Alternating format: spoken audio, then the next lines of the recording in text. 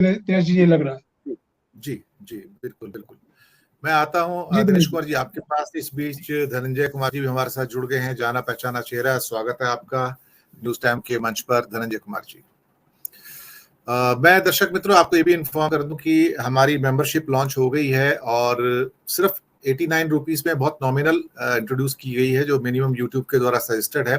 तो उसमें जाकर नीचे डॉलर का साइन है, सुपर स्टिकर का, इस सुविधा का आप लाभ उठा सकते हैं। और कई हमारे दर्शक कह भी रहे थे कि आप मेंबरशिप चाहिए हमको चैनल की, वो स्टार्ट हो गई है। मैंने कल ही एश्योरेंस दिया था कि हम कोशिश करेंगे कि जल्दी इसको भी प्रारंभ कर पाएं, क्योंकि मुझे भी बहुत सारी चीजें सीखनी बाकी हैं और धीरे धीरे आपके साथ मैं भी उसको सीखने का प्रयास कर रहा हूं। दिनेश कुमार जी, राजनीति का एक किस्म से माफियाकरण हो चुका है।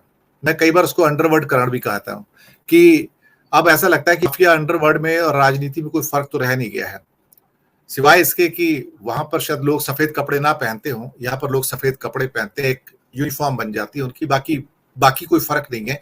माइंडसेट वही है, काम करने का तरीका भी वही है। किसी को उठा के जेल में डाल दो, किसी को उठा के बर्बाद कर दो, किसी के घर में जाके तोड़फोड़ कर लो, कुछ भी कर सकते हो आज की डेट में। जो घट रहा है इस समय बहुत दुखद है, लेकिन मोदी जी को शायद अभी इतना खुश होने की जरूरत नहीं है। भले ही वो जितना मर्जी डिस्टर्बेंस महाराष्ट्र, बिहार, तमिलनाडु और बाकी राज्यों में पैदा करें, जनता ही जनार्दन है, जनता ही जवाब देगी और बहुत जल्दी जवाब देगी। दिनेश कुमार जी। सबको नमस्कार। ये जो घटनाक्रम हुआ है और पिक्चर अभी बाकी है, जैसा आप इसका टाइटल लेकर हम चले हैं, तो ये पिक्चर में जिस तरह से बीच में बग आ रहे हैं ना सर, ये बग गड़बड़ कर रहे हैं। और ये बग जो हैं ये प्राइम मिनिस्टर ही नहीं, बीजेपी के एक बड़े वर्ग को परेशान कर रहे हैं। मसला ये यहाँ से शुरू नहीं होता है। महाराष्ट्र की राजनीति में अपने आप को स्थापित करना भारतीय जनता पार्टी के लिए एक बहुत बड़ा चैलेंज रहा है। और कर्नाटक की हार के बाद ये इस तरह का घटनाक्रम अपेक्षित था।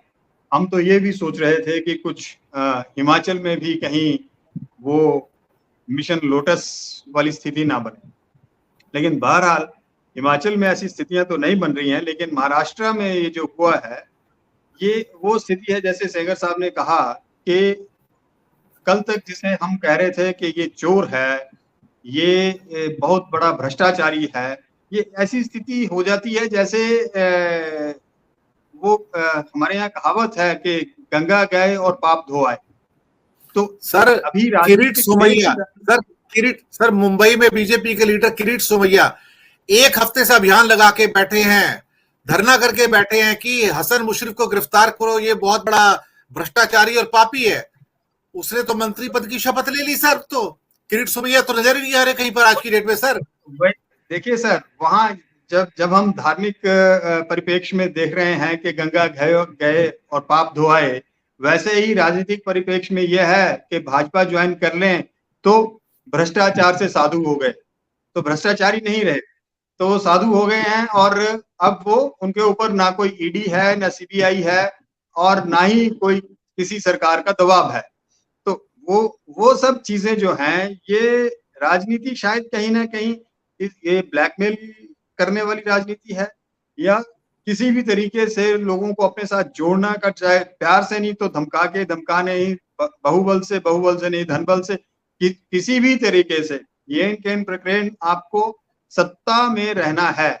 लेकिन ये जो घटनाक्रम हुआ है महाराष्ट्र का, इसको मेरा नजरिया थोड़ा अलग है देखने का, कि अगर ये इस वक्त ना होता और आने वाले लोकसभा चुनावों के बाद इस तरह का कोई घटनाक्रम होने की संभावना होती तो वो अलग चीज थी। लेकिन इलेक्शन महाराष्ट्र के नजदीक आ रहे हैं, शायद उसका भी ये कारण था कि उससे पहले ये घटनाक्रम इस तरह से हुआ है।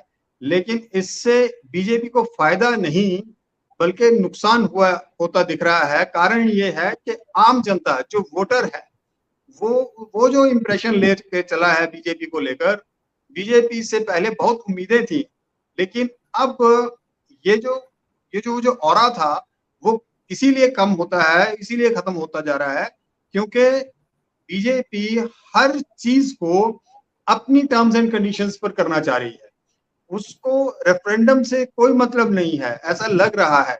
तो जब ये चीज लोगों में कन्वे हो रही है तो वो बीजेपी से विमुख हो रहे हैं, उनसे उससे वो वहां से वो हट रहे हैं, उससे दूर जा रहे हैं। अदरवाइज ऐसे कोई कारण नहीं थे। आप देखिए कि पीछे से 2014 से लेकर अभी तक का जो घटनाक्रम हो रहे हैं, बेशक आप 19 में दोबारा रिपीट कर गए, आपने बालाकोट कर लिया, आपने जो कुछ भी किया, जैसे भी किया, आपने लोगों के सेंटिमेंट्स को ब्लैकमेल किया या आपने उनको एनकैश करने का तरीका ढूंढ लिया, तो शब्द आप कोई भी यूज कर सकते हैं। लेकिन यही घटनाक्रम, अब मैं आपको बताता हूं कि ये इस बात की क्या गारंटी है कि आने वाले दिनों में फिर कोई हिंदुस्तान पाकिस्तान ना हो। आप देख रहे हैं कि पीओके को लेकर यूएनओ तक में, और अभी मोदी जी के जो दौरे थे अमेरिका के, इसके बाद वो चीजें फिर बाहर आने लगी हैं। पीओके हमारा है, पीओके को नहीं छोड़ेंगे, ये करेंगे, वो करेंगे, वो चीजें सब ठीक है, लेकिन रिजल्ट क्या है? आप आप बोल कहीं कुछ और रहे हैं, आप लोगों का ध्यान कहीं और लेके जा रहे हैं, और यहाँ बैक होम आप कुछ और कर रहे हैं। बैक होम आपसे अगर ये पूछा जा रहा है कि आप माइनॉरिटीज कंफर्टेबल नहीं है इंडिया में, तो आप जब जवाब देते हैं कि इंडिया में डेमोक्रेसी बहुत मजबूत है, और उसी डेमोक्रेसी की हालत ये है कि किसी भी तरीके से आप उस डेमोक्रेसी को अपने बेनिफिट्स के लिए, अपने पॉलिटिकल इंटरेस्ट के लिए आप महाराष्ट्र में क्या कर रहे हैं। तो ये कुल मिलाकर लोगों में जो मैसेज कन्वे हो रहा है, वो मैसेज कहीं इस तरह का नहीं है कि वो जो बीजेपी को कोई बड़ा फायदा देता लग रहा है। इससे कहीं ना कहीं बीजेपी को और बड़ा झटका लग सकता है, महाराष्ट्र में और ज्यादा मुश्किल आ सकती है। मेरा तो अभी तक यही मानना है। जी, मैं आता हूं अधीर जी आपके